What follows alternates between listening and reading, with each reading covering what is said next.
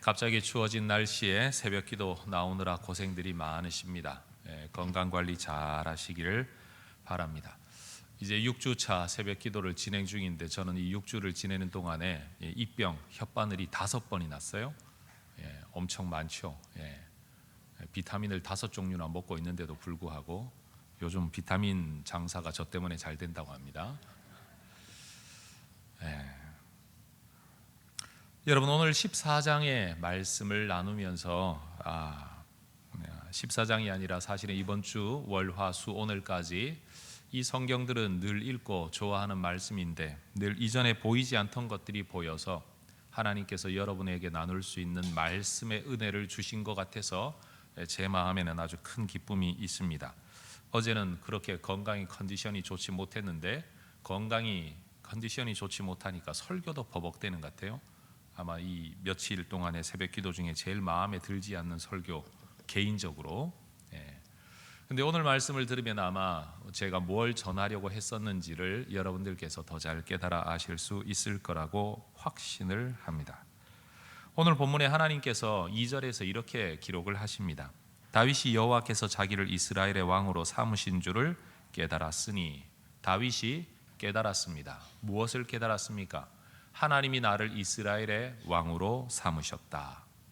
그런데 다윗이 어떤 형편에서 하나님이 나를 이스라엘의 왕으로 삼으셨다는 것을 깨닫게 되었습니까? 이는 그의 백성 이스라엘을 위하여 그의 나라가 높이 들림을 받았음을 알미였더라.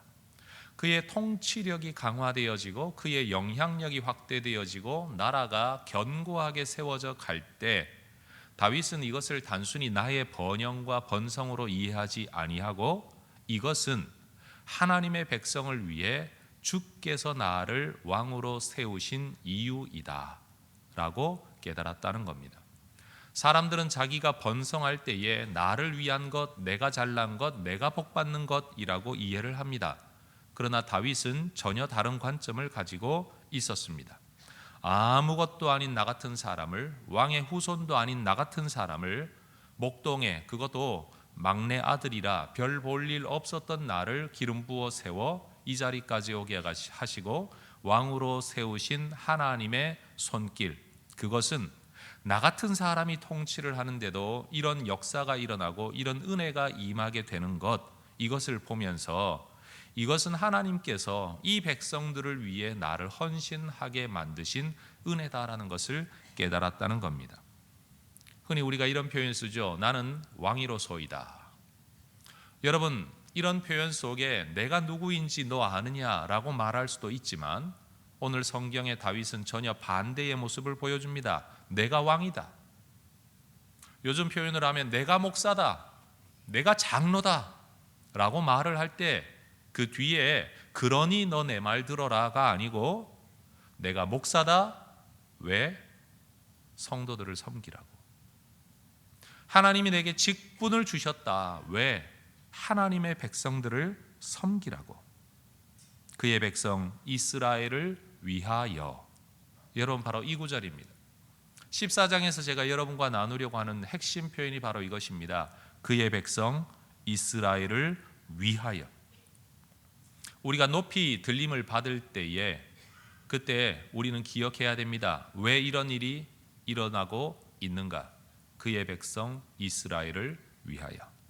성도들 가운데 만약 여러분의 사업이 높이 들림을 받고 있다면 기억하십시오. 그의 백성 이스라엘을 위하여. 여러분, 오늘 14장 이하에는 다윗이 블레셋을 2번 영겁 후 전쟁에서 이기는 기록이 등장하고 있습니다. 특별히 15절에 보면 갑자기 초자연적인 은혜로 뽕나무 위에 걸음 걷는 소리가 들리거든 나가서 싸우라. 하나님이 다윗과 맺으시는 특별한 약속입니다. 그때 하나님 말씀하시죠. 뽕나무 위에 걸음 걷는 소리가 중요한 게 아니라 너보다 하나님이 앞서 행하신다. 누구를 위하여일까요? 그의 백성 이스라엘을 위하여. 내가 너보다 앞서 행할 것이다. 내가 너를 도울 것이다. 너를 지킬 것이다. 누구를 위하여? 그의 백성 이스라엘을 위하여. 16절에 다윗은 이 하나님의 말씀에 순종합니다. 하나님의 명령대로 행합니다.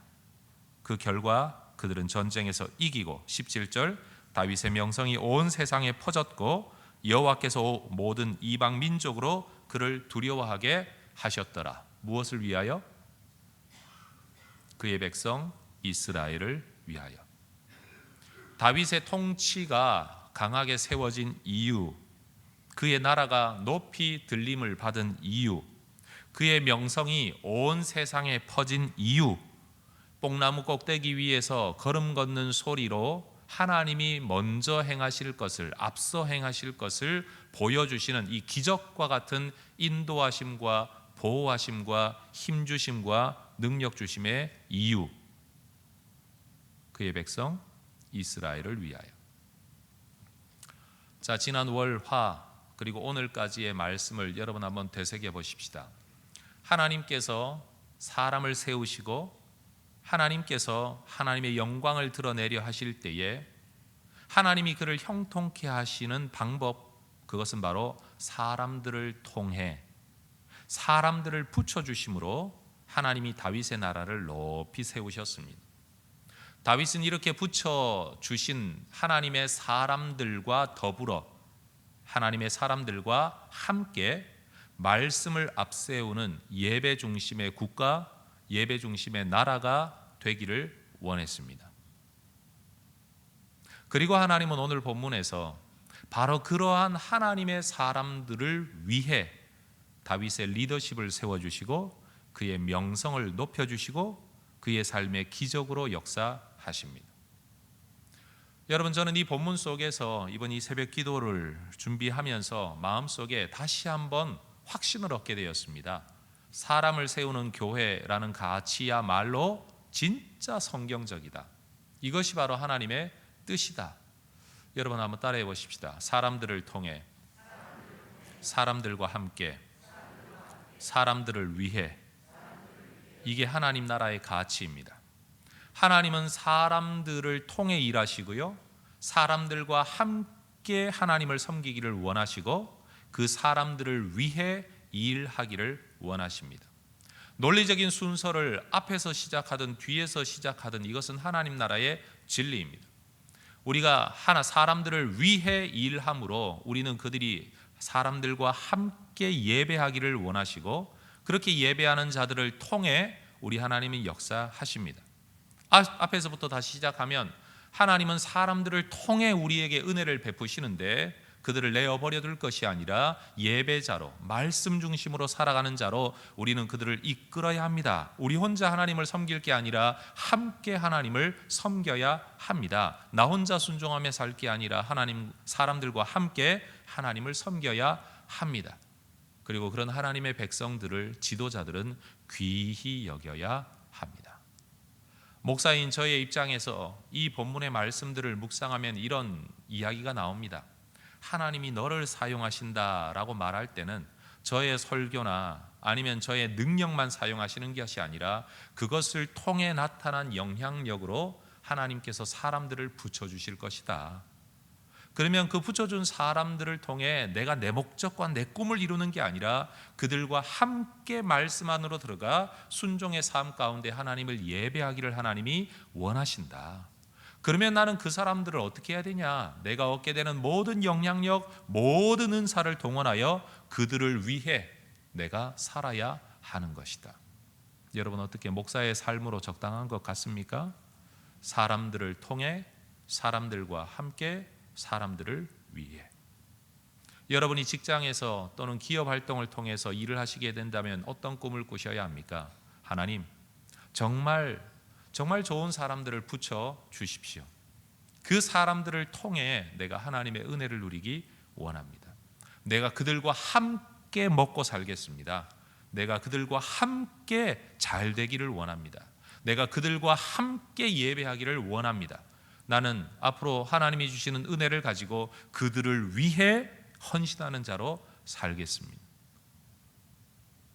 직원들을 쥐어짜 내 배를 불리는 기업가가 아니라 나는 그들을 위해 열심으로 일을 하고 하나님은 그들을 통해 또 내게 은혜를 베푸시고 그와 내가 함께하여, 나와 너가 함께하여 우리 하나님 앞에 예배함으로 하나님의 은혜를 누리는 인생. 여러분, 우리 하나님의 관점은 언제나 사람들에게 있습니다. 오늘 이 기도가 저와 여러분의 기도가 되기를 원합니다. 한 번 더 따라 하십시다. 사람들을 통해, 사람들과 함께, 사람들을 위해. 이게 제 눈에 보이는 역대상 11장부터 14장에 나타난 하나님께서 다윗에게 허락하셨던 은혜의 원리였었습니다. 여러분, 우리 인생의 돌파가 사람들을 통해 일어나기를 원합니다. 그 돌파로 말미암아 사람들과 함께 예배할 수 있기를 원합니다. 그리고 돌파되어진 인생은 다시 사람들을 위해 헌신하는 삶이 될 수 있기를 원합니다. 기도하겠습니다.